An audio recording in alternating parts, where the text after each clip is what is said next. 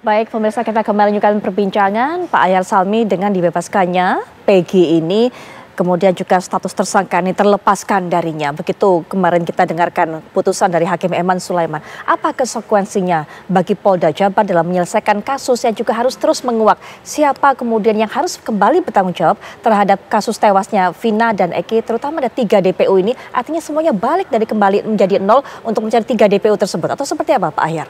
Ya, harus dimulai lagi dari nol kasus ini, dan itu kewajiban pihak kepolisian untuk mengungkap yang 3 orang ini. Paling tidak kan ada peristiwa tindak pidana ini tentang pembunuhan yang diduga juga ada pemerkosaannya. Ini matinya Vina dengan pacarnya itu kan tidak wajar. Tentu ada penyebabnya, ada yang membunuh tentunya, kecelakaan bukan, tentu ada yang membunuh. Yang membunuh itu tentu manusia, nggak mungkin yang bukan manusia yang membunuh. Ataukah binatang, hewan yang makan, lain persoalan kan, ini tentu manusia. Inilah yang dicari, harus dicari siapanya. Nah, ini menurut saya pelajaran yang sangat berharga yang harus dipetik oleh pihak kepolisian, persoalan formalitas. Jangan ini diabaikan. Ikutin prosedur itu, prosesnya tuh ikutin bagaimana sih aturan.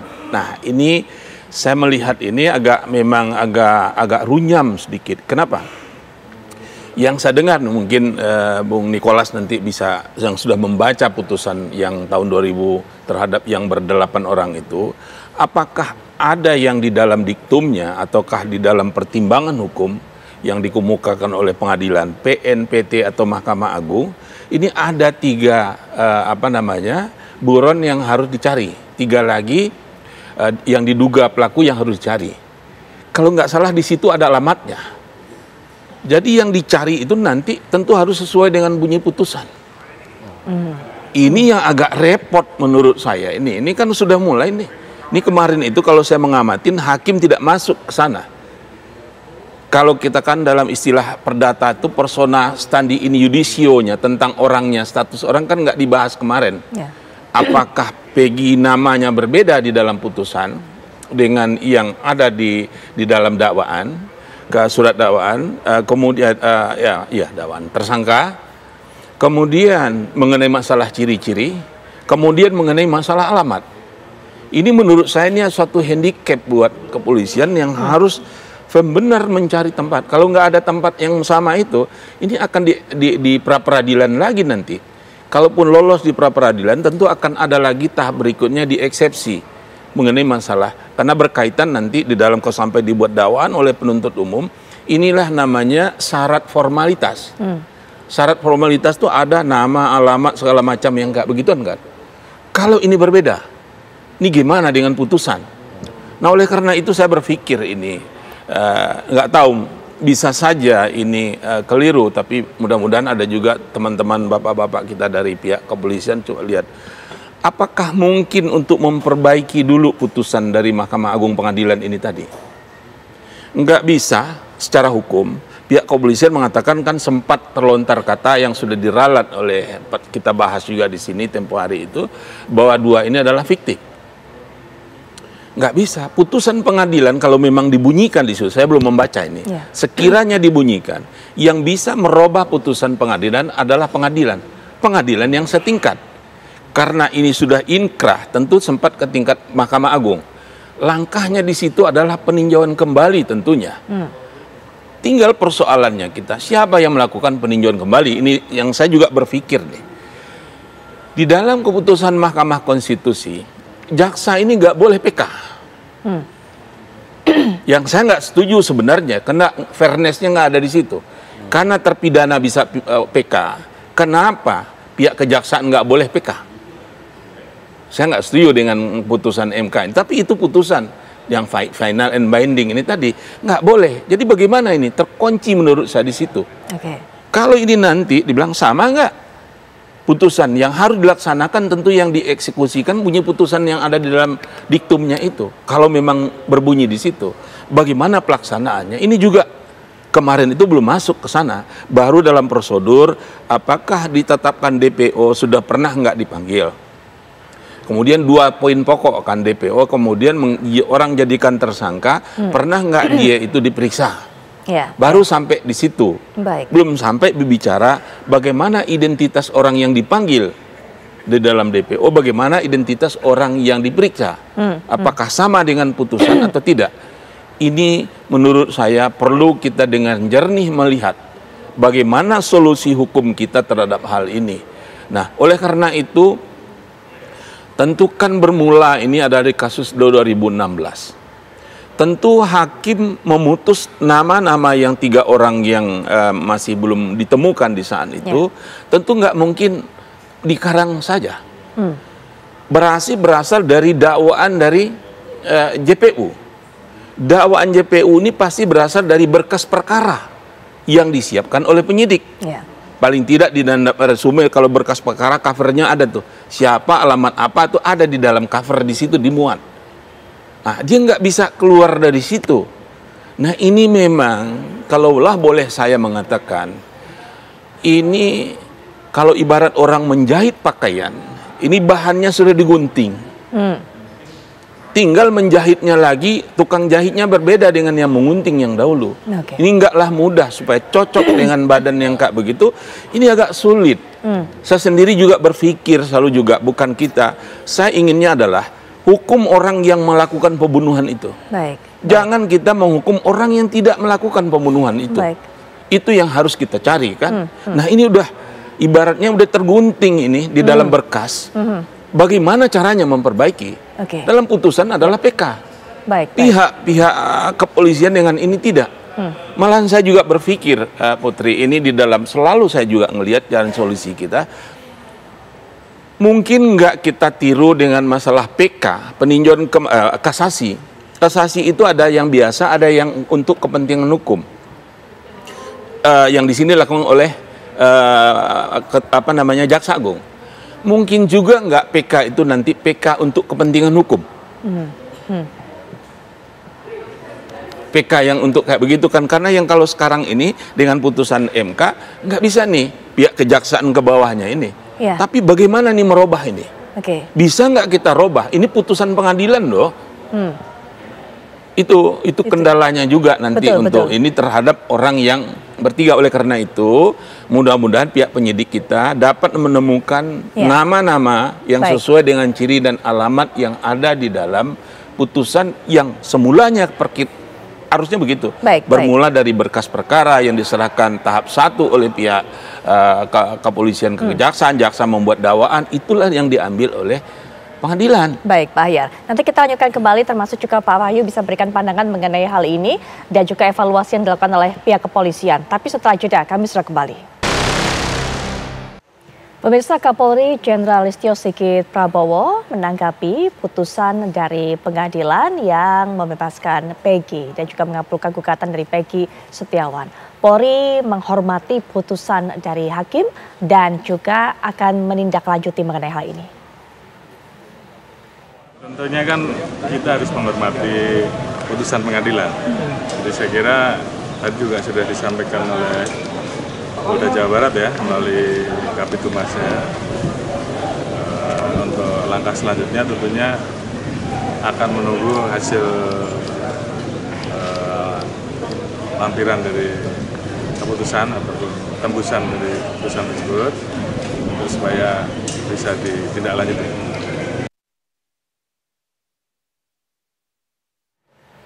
Dan Karopenmas Divisi Humas Polri juga memberikan pandangannya mengenai kasus ini, terutama juga putusan ini sudah ingkrah pada tahun 2016 silam. Kita akan dengarkan bersama. Dengan kasus awal ya, itu sudah ingkrah. Ya, terkait yang penanganan awal sudah ingkrah. Konteksnya ini terkait dengan pertanyaan tadi, hasil pada putusan. Tentunya tadi asistensi yang dilaksanakan oleh Barreskrim Polri sudah dilaksanakan. Terkait dengan hal ini tentu kami tunduk dan patuh pada putusan Hakim Tunggal pada sidang pra-peradilan di Pengadilan Negeri Kota Bandung. Tindak lanjutnya apa? Tentu tindak lanjutnya adalah melakukan langkah-langkah untuk menjalani pada putusan Hakim Tunggal tersebut. Itu. Kita sudah mendengarkan tadi pernyataan dari Kapolri dan juga Karot Penmas. Pak Wahyu sudah berada bersama kita di sini. Terima kasih tadi juga sudah sempat Zoom saat perjalanan menuju ke sini. Terima kasih sudah meluangkan waktunya. Pak Wahyu, mungkin bisa dijelaskan juga langkah-langkah pihak kepolisian berikutnya, karena kita juga di sini tadi sesuai dengan tema bahasan kami adalah melihat bagaimana kemudian pihak dari kepolisian ini melakukan evaluasi terhadap kesalahan prosedur yang memang secara formalitas ini salah, dan buktinya memang kemarin PG akhirnya dibebaskan dari hasil pra-peradilan kemarin. Silakan Pak Wahyu. Jadi terima kasih Mbak Putri. Posisi Kompolnas kan sebagai pengawas fungsional Polri, sehingga putusan hakim itu saya kira pertama harus dihormati jelas. Yang kedua itu harus menjadi pelajaran berharga. Karena kalau sampai Polri kalah di pra-peradilan, berarti ada sesuatu yang salah. Karena pra-peradilan itu kan memang suatu jalur yang secara yuridis dibenarkan, diakui, dan harus dilakukan ketika ada keberatan dalam prosedur yang harus dilakukan. Nah, Komnas punya dua catatan. Yang pertama tentu harus ada evaluasi terhadap penyidik. Kalau Mbak Putri ingat beberapa waktu yang lalu Komnas sudah mendesak untuk dilakukan audit investigasi penyidik ya. Itu sebetulnya kita ingin melihat sebetulnya ada masalah nggak ketika proses dulu. Nah, sudah dilakukan oleh Polri, kita sudah menerima hasilnya dan beberapa catatan yang memang tidak bisa semua dibuka di publik, tetapi kita sudah memberikan beberapa catatan. Salah satunya kemudian ada dari Mabes kan melakukan supervisi. Nah, tetapi pada faktanya kan tetap di pra-peradilan kalah, berarti masih ada sesuatu yang nggak betul. Tetapi kami juga melihat dari kemarin pertimbangan hakim itu ada poin-poin yang dalam pandangan Kompolnas harus ada juga evaluasi terhadap regulasi yang ada setelah Perkop berubah dari Perpol. Ini mungkin ada ahli hukum bisa menjelaskan, karena di situ ada salah satu amar putusan hakim tunggal yang mulia hakim itu kan menyatakan bahwa pembatalan dan tidak sahnya salah satunya karena tidak melakukan pemeriksaan pada calon tersangka. Karena ada istilah baru lagi, ada istilah calon tersangka. Setahu kami kalau ada yang ada hanya saksi, ahli, dan tersangka. Nah, ini kan menarik kalau ahli hukum bisa mengkaji. Artinya jangan sampai nanti dalam periode berikutnya akan ada masalah baru lagi. Karena kalau itu terjadi berarti semua calon tersangka harus diperiksa lagi. Ini salah satu saja. Tapi ada beberapa poin yang sekarang sedang kita diskusikan di internal kita, dan kita juga mengundang beberapa ahli-ahli hukum untuk memberikan masukan ke Polri. Tetapi selain ini penyidiknya juga harus dilakukan evaluasi. Karena waktu kami bertemu dengan Kapolda, kami kan ketemu dengan penyidik yang lalu dan penyidik yang sekarang. Ada beberapa catatan yang harus kami lakukan, dan saya kira ini pelajaran kita semua, Mbak. Artinya jangan hanya gara-gara kasus Vina lalu seolah-olah itu Polri nggak bisa kerja. Kan sekarang yang berkembang di netizen kan ini reputasi Polri jatuh, saya kira tidak seperti itu. Tetapi kalau ada kelemahan ya, ada yang harus diperbaiki ya. Tetapi saya kira ini menjadi tantangan dan menjadi catatan kita bahwa memang sekarang ini eranya semua orang sudah banyak yang mulai hukum, mulai terbuka. Saya kira ini ada PH juga saya kira memberikan catatan kritis. Saya kira itu harus kita apresiasi. Banyak masukan ke kita, terutama dari teman-teman luar negeri pun ada masukan ke kita. Ini unik di Indonesia ini, pra-peradilan live oleh beberapa televisi sampai berhari-hari. Ini kan hal yang luar biasa di Indonesia, dan kalau dalam pandangan kami itu hal yang positif, karena artinya tuntutan publik untuk keterbukaan itu semakin mengemuka. Nah, sehingga Kompolnas ini juga merasa semakin firm, karena sekarang Kompolnas juga dibantu oleh publik ya, oleh netizen untuk ikut mengawasi ini. Misi kita kan agar Polri itu profesional dan mandiri.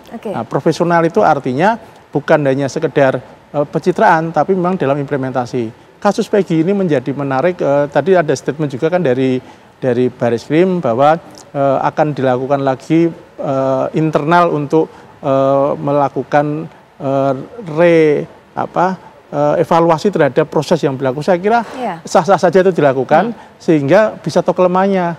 Jangan hanya berdasarkan kepada apa yang menjadi putusan hakim, tapi harus juga ditelisik di mana hulunya. Karena kalau kita nggak ketemu hulunya, persoalan ini akan muncul terus. Saya khawatir kalau ini dianggap hanya hal yang biasa, bisa saja nanti akan banyak kasus yang serupa. Nah, itu catatan kami, dan kami sekarang sedang secara intensif memang dengan berbagai ahli yang kita ajak diskusi juga untuk sembuhkan. Tapi statement Pak Ketua Harian Pak Beni Mamoto waktu awal itu sudah ada 2 yang mau diawasi. 1 regulasinya, 2 mengenai kinerja penyidik. Itu saya kira 2 ini harus kita ya. Baik, sebelum nanti Pak Ahyar juga bisa berikan pandangan mengenai regulasi tadi yang sempat diberikan atau diminta pandangannya juga oleh Pak Wahyu. Tapi Bang Nikolas, jika kemudian pihak kepolisian ini memperbaiki prosedurnya, dibuka kembali prosesnya kemudian, dan Peggy mungkin bisa dimintai keterangan kembali, bagaimana persiapannya? Ya, kalau menurut kami dari penasihat hukum Peggy, dengan adanya kasus Peggy, ini adalah ujian bagi kita semua. Bukan untuk kepolisian saja, tetapi jaksa, hakim, advokat, dan pemerhati hukum. Jadi ini ujian bagi kita semua untuk memperbaiki ke depannya. Kita betul-betul dalam mau menetapkan calon tersangka, itu betul-betul istilah Pak Kapolri, scientific crime investigation. Itu yang kita kedepankan, karena ini menyangkut hak asasi manusia. Termasuk juga adalah pembunuhan karakter terhadap seseorang. Nah, dengan adanya kasus Peggy ini, kita belajar. Ujian bagi kita untuk kita memperbaiki semuanya. Dan kalau seandainya berikutnya ada bukti baru untuk bisa Peggy diperiksa lagi, ya silakan saja. Tetapi kalau kita berpegang kepada putusan yang sudah inkrah di Mahkamah Agung, sepertinya Peggy nggak bisa diperiksa lagi. Karena di dalam putusan itu Peggy Peron, bukan Peggy Setiawan alias Peron. Alamat berbeda, kecamatan berbeda, desa berbeda. Jadi ciri-ciri juga berbeda, usia juga berbeda. Jadi kalau dipaksa-paksa dicocok logikan, saya pakai istilah itu berbahaya lagi. Nanti tambah ribet, tambah runyam. Jadi sebaiknya betul-betul cari alamat yang tadi saya sepakat dengan Prof. Cari alamat yang sudah ada di dalam putusan itu.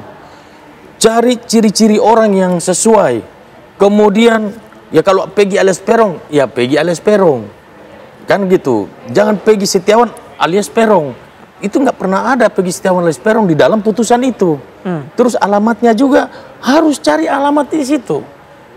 Jangan alamatnya di sini, dicari ke Kecamatan Kepompongan.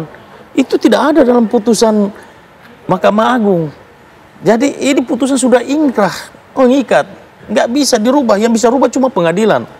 Tadi saya sepakat dengan Prof. bahwa yang bisa merubah putusan Mahkamah Agung itu cuma pengadilan. Jadi kalau di situ jangan ditambah-tambah, jangan dikurang-kurangin. Jadi pasti kami dari pihak-pihak kita akan mempersoalkan soal ini, putusan Mahkamah Agung ini. Ya, seperti yang dibilang 2 orang, 3 orang DPO, yang 2 fiktif. Nah ini kan blunder jadinya. Jadi kami cuma menyarankan bahwa jangan sampai salah lagi gitu. Jadi kalau mau memeriksa, ini karena putusannya yang mengikat betul ini. Baik. Ya, saya kira itu. Ya, baik Pak Ahyar, diberikan tinjauan juga mengenai hal ini termasuk yang disampaikan oleh Pak Wahyu tadi. Ya, bagus dievaluasi mengenai masalah peraturan. Tentu kita juga peraturan ini harus senafas dengan KUHAP, juga dengan bagaimana idealnya sih. Misalnya Pak, kalau seseorang tentang masalah, saya sangat setuju dengan putusan pengadilan kemarin, pra-peradilan Pak Wahyu. Menurut saya ini luar biasa pertimbangan hukumnya. Saya sebagai akademisi harus melihat tentukan normal, tidak ada di mana-mana di situ. Bagaimana sih hukum itu yang idealnya. Tapi belum tentu juga itu benar, bisa yang lain juga berbeda karena dimungkinkan perbedaan pendapat. Orang jangan sampai nanti dirubah itu untuk menjadikan TSK orang itu nggak perlu lagi orang itu diperiksa. Ini menurut saya nggak cocok. Kalau ini yang terjadi nanti bisa terjadi itu penyalahgunaan kewenangan, Pak. Bisa terjadi kesewenang-wenangan. Begitu saja menentukan orang jadi TSK nanti. Saya contoh, karena ini ada di dalam putusan Mahkamah Konstitusi, nggak mungkin juga. Hakim tadi berpendapat di sana, walaupun tidak ada di dalam diktum bunyinya bahwa sebelum orang dijadikan TSK itu harus diperiksa dulu, dibilang kan satu kesatuan putusan itu memang benar. Diktum ini karena yang diminta waktu itu hanya ada dua kan, dua diktum nomor 2114, satu kalau saya nggak salah bahwa KPK bisa memeriksa ya, juga menghitung kerugian nggak harus juga BPK, nggak harus BPKP Pak, kerugian keuangan negara, BPK siapa aja yang bisa, itu yang pertama. Yang kedua mengenai masalah alat bukti tadi, yang dua itu mana yang cukup dan sederhana, ada pertimbang, dia satu kesatuan di situ. Kalaupun dirubah nanti, tentu ada kendala sekarang ini kalau dilihat tentu penetapan DPO. Katakanlah kita berorientasi kepada putusan pra peradilan, satu persoalan prosedural DPO. Yang kedua adalah mengenai masalah dijadikan TSK. Tidak hanya dua alat bukti, tapi harus pemeriksaan. Nah, yang mana yang mau diperbaiki kalau hanya yang dua ini sekiranya nanti hari kedua? Kalau menurut saya DPO itu tentu juga perlu juga dahulu dipanggil. Orang belum dipanggil dia nggak DPO kan nggak juga, orang yang DPO itu kan setelah dipanggil dicari ke alamat nggak dapat diumumkan. Kalau di dalam kasus ini kan kita umumkan juga di koran misalnya atau di kelurahan. Dia nggak datang barulah nanti. Ini penting menurut saya tahapan-tahapan kita masuk ke situ. Karena ini berkaitan tujuan KUHAP yang tahun 81 Pak. Saya salah satu ikut terlibat di dalam waktu itu masih mahasiswa tentang KUHAP itu Pak. Yang mengomentar KUHAP pertama saya salah satu mahasiswa waktu tahun 82 Gemap Pancasila Maret 82 yang dikatakan karya agung. Saya bilang tunggu dulu, law in the book oke, law in actionnya ada nggak? Ternyata banyak kekurangan sekarang. Salah satu saya lihat juga kekurangan itu peninjauan kembali tidak menunda eksekusi. Maaf, kita mungkin nggak setuju. Saya menulis tentang hukuman mati. Saya bilang terhadap hukuman mati harus ditunda. Baik. Nah, ini enggak. Jadi ini jangan nanti misalnya harus juga dipanggil dulu barulah DPO. Tetap menurut saya itu. Yang kedua yang dijadikan ini mungkin istilah terminologi tadi, kalau saya menafsirkan, ini penafsiran ya, itu maksudnya kan diperiksa sebagai saksi dulu awalnya Pak. Kan dari sana kan. Nah, inilah saksi-saksi itu pada umumnya kan enggak selama ini terjadi juga dalam praktek calon TSK juga kan Pak. Periksa dulu. Nah, ini penting menurut saya diperiksa. Setelah diperiksa dia dengar kayak begini sejauh mana nih? Orang tertangkap tangan aja kan diperiksa juga dulu. Tangkap tangan. Itu nggak harus ada surat penangkapan. Perintah penangkapan nggak harus tertangkap tangan. Kan diperiksa. Barulah dia nanti 2 kali 24 jam ditahan atau dijadikan TSK kan. Ada diksi calon tersangka itu yang saksi cocok ya mungkin itulah yang dimaksud oleh Bapak Majelis ya. Ya, nanti kita akan lanjutkan kembali Pak Ahyar, kemudian juga Pak Wahyu dan juga Pak Nikolas, tapi setelah jeda berikut ini kami sudah kembali saat lagi. Baik pemirsa, di segmen akhir perbincangan ini kami hanya bisa berikan kesempatan kepada para narasumber mungkin untuk bisa berikan pernyataan penutup, closing statement terlebih dahulu dari Pak Wahyu terutama yang terus mengawal pihak kepolisian untuk terus melakukan evaluasi perbaikan. Silakan Pak Wahyu. Terima kasih Mbak. Jadi saya kira yang pertama kasus Peggy ini harus kita lihat dari berbagai sisi. Sisi yang pertama, upaya untuk mencari siapa pembunuhnya harus tetap dilakukan. Bukan berarti kemudian berhenti. Yang kedua, pelajaran berharga dengan adanya kekalahan di pra-peradilan, pertimbangan hakim itu harus menjadi studi yang benar-benar mendalam sehingga ada perbaikan. Lalu yang ketiga, kalau ada kelemahan di penyidik harus ada juga sanksi.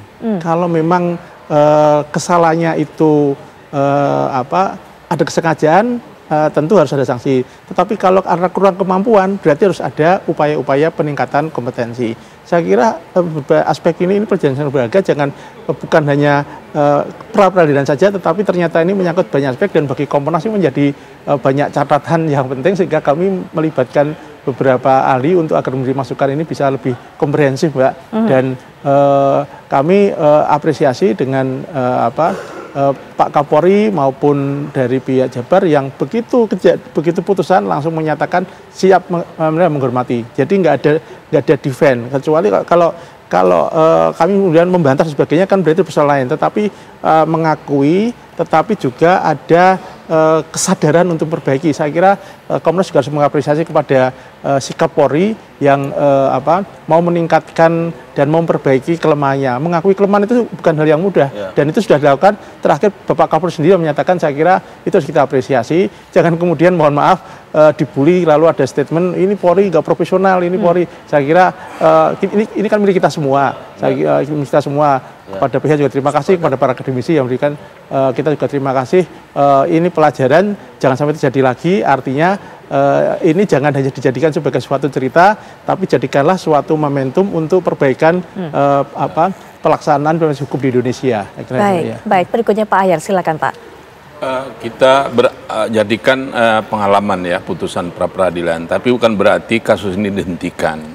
Maksud saya untuk mencari siapa pembunuh yang sebenarnya. Betul. Tentu langkah pedoman pertama yang perlu dilakukan oleh pihak kepolisian adalah putusan dari pengadilan yang sudah inkrah di Mahkamah Agung. Sekiranya ada yang berbeda dari itu, ini yang harus dipikirkan. Itu yang saya katakan tadi, idenya saya, bisa nggak kita PK dulu untuk menganulir itu tadi. Cuman bentuk PK-nya apa? Karena MK, Mahkamah Konstitusi, tidak boleh jaksa untuk PK terhadap putusan yang ada. Nah itu yang saya kemukakan tadi, apakah mungkin kita create peninjauan kembali untuk kepentingan hukum. Demikian. Baik. Terakhir juga mungkin Bang Nikolas. Dengan adanya putusan pra peradilan terhadap Peggy, ini bukan soal siapa menang siapa kalah. Di sini nggak ada yang menang, nggak ada yang kalah. Tetapi keadilan ditegakkan di sini. Dan kita belajar dari kasus ini, lebih nanti ke depannya kita lebih berhati-hati lagi untuk menjadikan seseorang tersangka. Jadi bukan pihak kepolisian aja, tapi jaksa, hakim, advokat, dan pemerhati hukum juga. Jadi ini pembelajaran buat kita semua. Saya kira itu. Baik, apa kemudian langkah-langkah berikutnya kalau tadi sudah dikatakan akan melakukan gugatan perdata, ganti rugi dan sebagainya. Apa yang saat ini sedang digodok oleh para pengacara atau kuasa hukum ini? Nah, kita tentu bersama-sama dengan tim penasihat hukum Peggy yang lain, kita pasti akan meminta rehabilitasi nama baik dia, terus kemudian meminta ganti rugi selama dia di dalam penjara, dan kemudian berikutnya adalah kita pikir kita minta supaya di dalam gugatan itu supaya ada perbaikan-perbaikan yang harus diperbaiki untuk kedepannya nanti, sehingga kasus ini tidak akan terulang lagi. Baik, dan dorongan moral, dukungan moral juga selalu diberikan kepada Peggy. Ada mungkin Peggy menyampaikan apa yang ia inginkan tentunya setelah bebas ini kepada pengacara, apa keinginannya? Peggy cuma bilang bahwa dia mau dia sekarang ini dia pulang, dia mau menikmati suasana bahagia bersama keluarga. Kemudian yang kedua, dia ingin bekerja untuk menggenapi cita-citanya, yaitu membahagiakan orang tuanya. Dan yang ketiga, dia ingin membangun masjid. Katanya mau bangun masjid kemarin dia ngomong. Baik. Pak Nikolas, terima kasih sudah meluangkan waktu bersama kami dan juga memberikan tadi informasi kepada kami langkah-langkah apa yang sudah direncanakan berikutnya. Pak Ahyar, terima kasih sudah memberikan pandangan-pandangan, termasuk tadi juga apa yang diberikan atau dipertanyakan juga oleh Pak Wahyu. Pak Wahyu juga terima kasih sudah memberikan informasi bagaimana langkah Kompolnas untuk terus mengawal perbaikan dari institusi Polri.